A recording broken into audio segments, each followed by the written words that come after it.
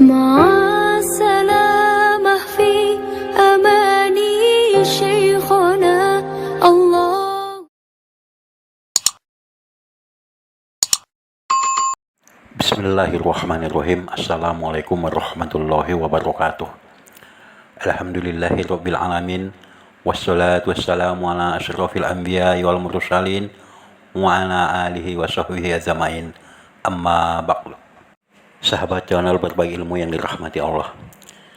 Salah satu adab dalam berdoa, kita dianjurkan untuk membaca pujian-pujian kepada Allah, yaitu dengan mengagungkan Allah, mulai dengan menyebut Asmaul Husna maupun berselawat. Sebagaimana firman Allah dalam Quran Surah Al-A'raf ayat 180, Walillahil asma'ul husna fad'uhu biha wajarul lazina yulhiduna fi asma'i, yang artinya, dan Allah memiliki Asmaul Husna, yaitu nama-nama yang terbaik, maka bermohonlah kepadanya dengan menyebutnya Asmaul Husna itu. Quran Surah Al-A'raf ayat 180.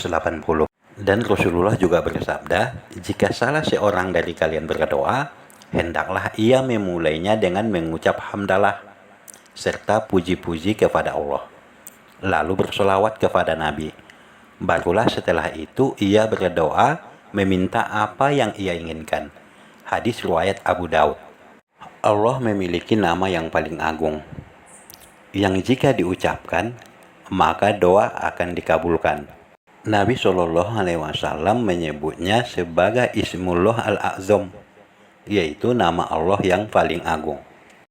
Nabi SAW mengatakan, dengan menyebut Ismullah Al-A'zam merupakan sebagai pengantar kemujaraban doa.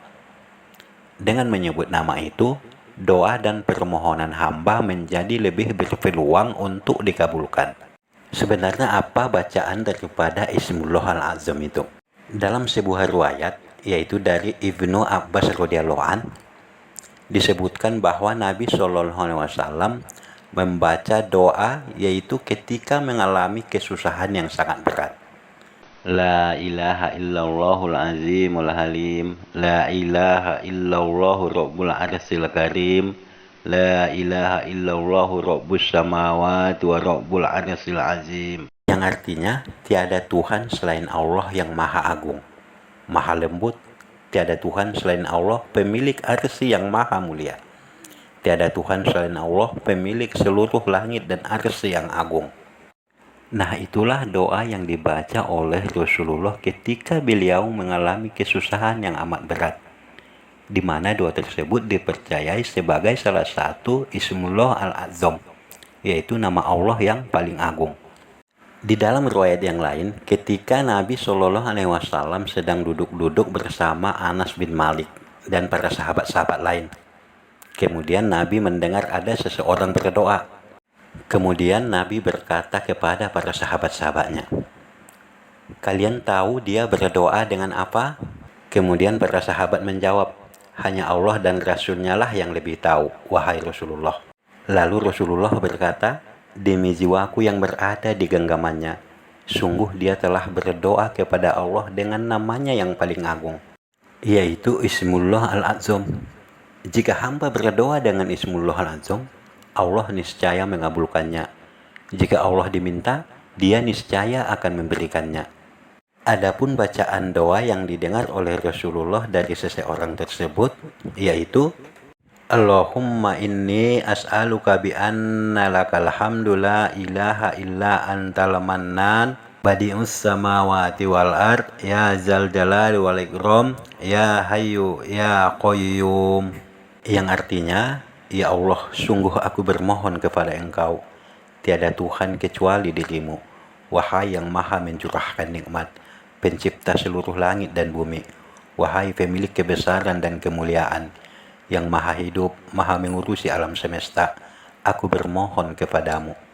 Itulah Ismullah Al-A'zam, di mana kata Rasulullah, ada seseorang mengucapkan itu, maka doanya akan dikabulkan oleh Allah. Tetapi kadang kita berdoa itu hanya dengan kalimat ini saja. Padahal kalimat Ismullah Al-A'zam ini adalah sebagai pembuka doa. Maka hendaknya lah berdoa ketika kita setelah mengucapkan Ismullah Al-A'zam, baru kita meminta apa yang menjadi keinginan kita.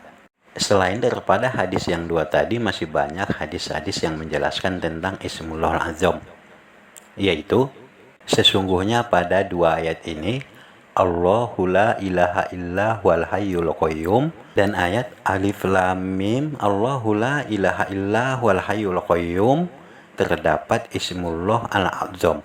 Hadis riwayat Ahmad nomor 27611 dan Ad-Darimi nomor 3456 dan dihasankan oleh Albani.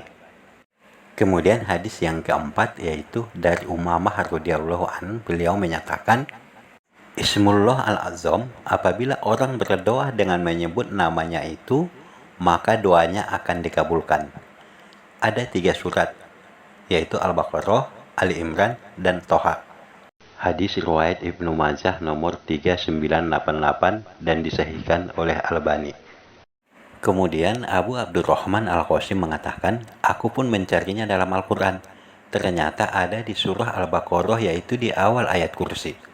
Allahu la ilaha illa huwal hayyul qayyum. Kemudian di surah Al-Imran ada di ayat kedua. Allahu la ilaha illa huwal hayyul qayyum. Dan di surah Toha, yaitu pada ayat 111. Wa anatil wujuhu lil hayyil qayyum. Nah, sebenarnya apa saja Ismullah Al-Azam itu? Yaitu adalah semua yang dikatakan hadis sahih tadi. Semua adalah mengandung Ismullah Al-Azam. Hanya saja Nabi SAW tidak menegaskan nama Allah yang manakah yang merupakan Ismullah Al-Azam. Nah, jika dirinci, maka bisa disebutkan Ismullah Al-Azam itu adalah sebagai berikut. Yang pertama adalah kalimat Allah. Dalam kanal YouTube Ustadz Adi Hidayat dengan tajuk Sulit bagi Allah menolak doa yang diawali dengan bacaan ini. Ustadz Adi Hidayat mengatakan dalam kanal YouTube-nya, jika kita memanggil Allah dengan nama yang paling tinggi ini dan benar cara memanggilnya, maka semua permintaan Anda sulit bagi Allah untuk menolaknya dan akan dikabulkan seketika. Kemudian Ismullah Al-Azam itu ada pada kalimat Al-Ahad, As-Samad, Al-Mannan, Badi'us Samawati wal Ard, Dzul Jalal wal Ikram, Al-Hayyu, Al-Qayyum. Dan 2 hadis yang terakhir disebutkan tadi bahwa Al-Hayyu dan Al-Qayyum merupakan nama Allah yang paling agung. Nah, itulah Ismullah Al-Azam, yaitu nama Allah yang paling agung, di mana apabila kita menyebut nama itu, maka permohonan kita akan lebih berpeluang untuk dikabulkan. Ismullah Al-Azam ini saya kutip daripada konsultasisariah.com, yaitu dengan judul Nama Allah yang Paling Agung. Semoga bermanfaat. Apabila ada yang kurang ataupun yang salah, mohon saya untuk dimaafkan. Dan kepada Allah saya mohon ampun. Wabillahi taufiq wal hidayah. Assalamualaikum warahmatullahi wabarakatuh.